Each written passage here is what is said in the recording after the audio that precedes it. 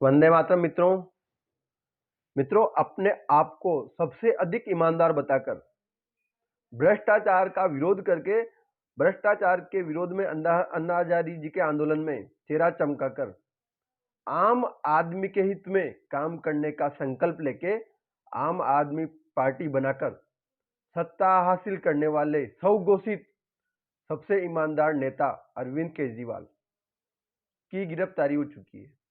गिरफ्तारी क्यों हुई? तो जो दिल्ली की नई शराब नीति थी, जिसमें बड़े स्तर पर मनी लॉन्ड्रिंग भ्रष्टाचार घोटाला हुआ, उस आधार पर लंबे समय से ईडी की जांच चल रही थी और ईडी के द्वारा अरविंद केजरीवाल की अंततः गिरफ्तारी की जाती है। यह वही अरविंद केजरीवाल है जो भ्रष्टाचार के विरोध में हमेशा बोलते रहते हैं और खुलकर कहते हैं कि कभी अगर मैं भ्रष्टाचार करता हूं तो मुझे भी गिरफ्तार करना और मुझे भी जेल में डाल देना। ऐसा कहने वाला अरविंद केजरीवाल और उसकी पार्टी आज जब लंबे समय से उसके ऊपर भ्रष्टाचार की जांच चल रही थी और दोषी पाए जाने के बाद जब गिरफ्तारी हो रही है तो गिरफ्तारी के विरोध में आंदोलन कर रहे हैं। अगर अरविंद केजरीवाल जिस तरीके से पहले बोलते आए हैं कि मैं ईमानदार हूं और कभी अगर मेरे ऊपर भ्रष्टाचार के आरोप लगे तो मुझे भी जेल में डाल देना, तो आज उस नैतिकता के आधार पर अरविंद केजरीवाल को त्यागपत्र देना चाहिए और कहना चाहिए कि ईडी, पुलिस प्रशासन ये सब स्वतंत्र रूप से जांच करे और अगर मैं दोषी पाया जाता हूं तो मुझे जेल में डाले, मुझे कोई समस्या नहीं है। लेकिन अगर मैं दोषी नहीं रहूंगा तो मैं छूट कर आऊंगा, ये तय है। लेकिन उसके बाद भी अरविंद केजरीवाल और उसकी आम आदमी पार्टी ईडी के समन को अनदेखा करते रहे और जब ईडी को लगा कि हम उनके पास पूरे तथ्य, पूरे सबूत है अरविंद केजरीवाल के उस भ्रष्टाचार के विरोध में कि किस प्रकार से उन्होंने जो कमीशन था उसका शराब पर, उसको 6% से बढ़ा के 12% किया और उसको अपने पार्टी के लिए, अपने आप के लिए वसूलने का काम बाद में उन्होंने भ्रष्टाचार के माध्यम से किया होगा। और जब उसकी पूरी जांच होती है, ईडी को सबूत मिलते हैं, तो आज यह घटनाक्रम गिरफ्तारी तक पहुंचता है।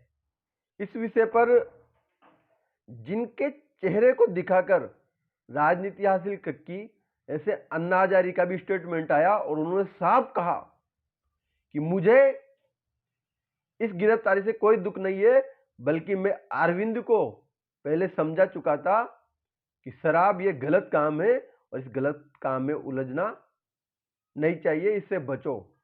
लेकिन उसने मेरी नहीं सुनी। ये तो होना था, सरकार का, ईडी का या न्यायालय का विषय है, वो करेंगे। अन्ना हजारे ने साफ रूप से कहा है कि ये हुआ है और ये होना निश्चित था।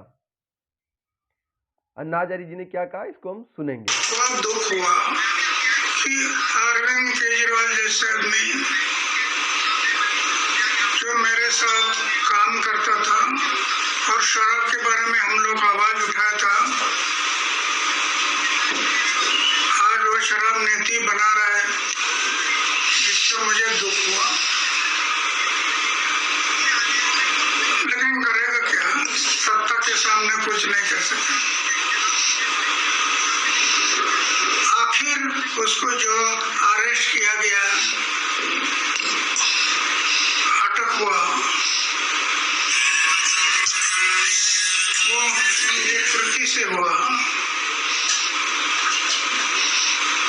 हम ये बातें नहीं करते तो अटक होने का कोई संभव नहीं था।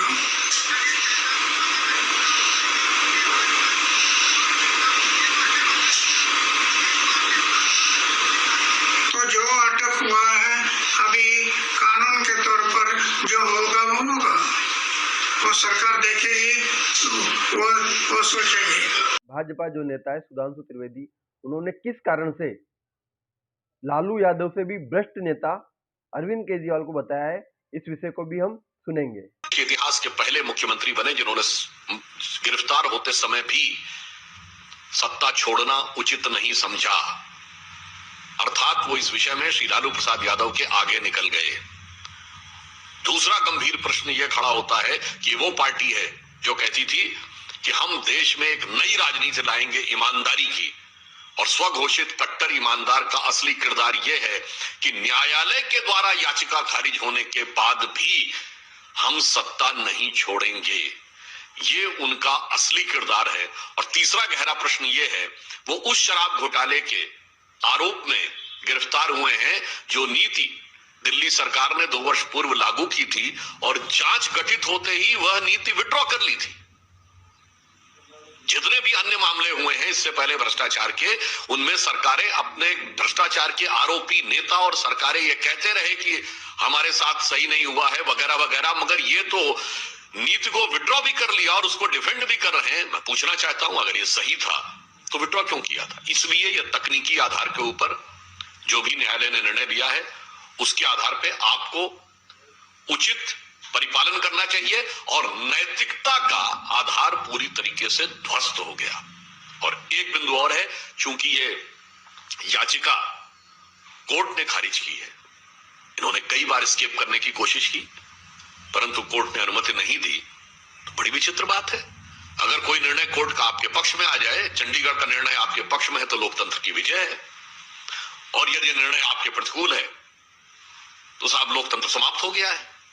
तो मुझे लगता है देश की जनता इस किरदार के दोहरे चरित्र को भली भांति समझ रही है। सर, आम आदमी के पार्टी के द्वारा आरोप लगाया जा रहा है, अनाउंसमेंट हो गया, उसके बाद किसी पार्टी के अध्यक्ष को इस तरह से कन्वेनर को गिरफ्तार किया जाता है, यदि इसमें इमरजेंसी नहीं तो सरकार से प्रचार से हटाना चाहती है अरविंद केजरीवाल।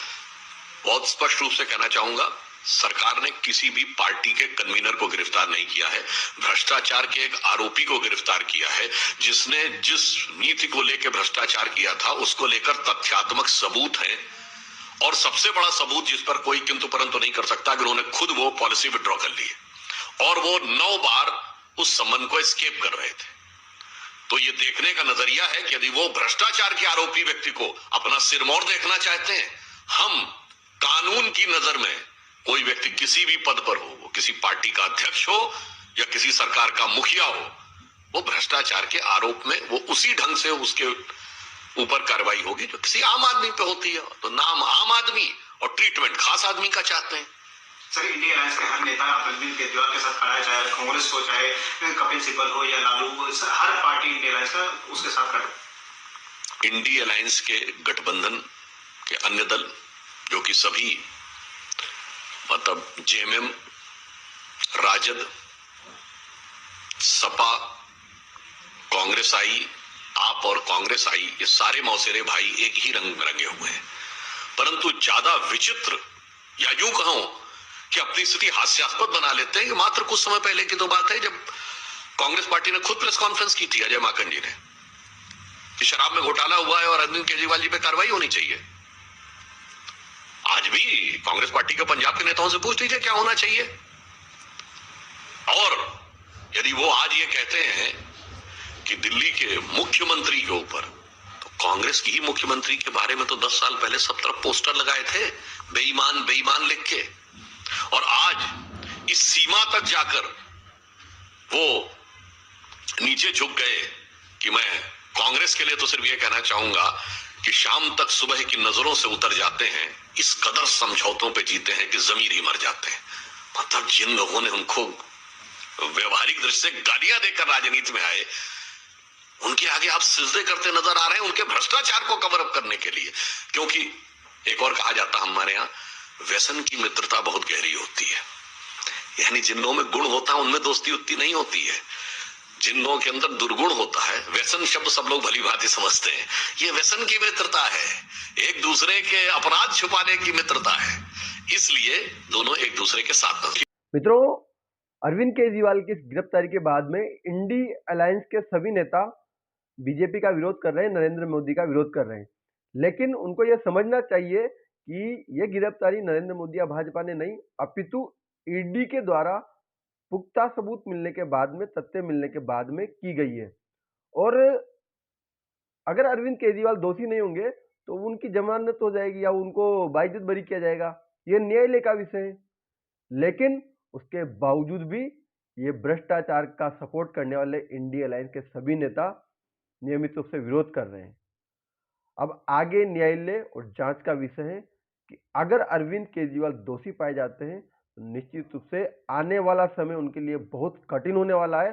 और मैं खुलकर यही कहूँगा कि अरविंद केजरीवाल जैसे नेता जो भ्रष्टाचार के विरोध का बखान करके और अपने आप को स्वघोषित सबसे ईमानदार नेता बताकर सत्ता में आते हैं, लेकिन जनता का शोषण करने का काम करते हैं, अगर इसके ऊपर भ्रष्टाचार के सभी आरोप पूर्ण रूप से सिद्ध होते हैं तो कठोर से कठोर सजा मिलनी चाहिए, ताकि आने वाले समय पर नेता इस घटनाक्रम से सबक लेके भ्रष्टाचार करने से पहले 1000 बार सोचे।